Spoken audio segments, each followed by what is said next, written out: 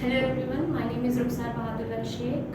I did completed my engineering from civil engineering, which is the college I have, Datta Engineering, Wardha. I did passed in 2020 and after that my graduation.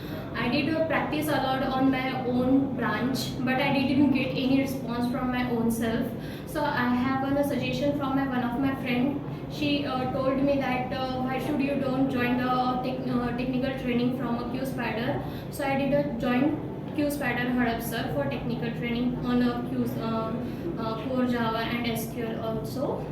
So I did practiced by the on core Java by Akshay sir and Ekta ma'am for SQL.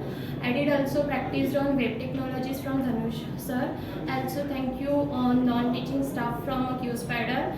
I did a very good practice and on myself.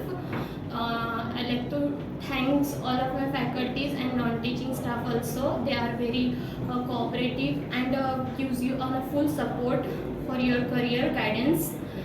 Thank you so much. Thanks to all my friends who supported me. Thanks to all.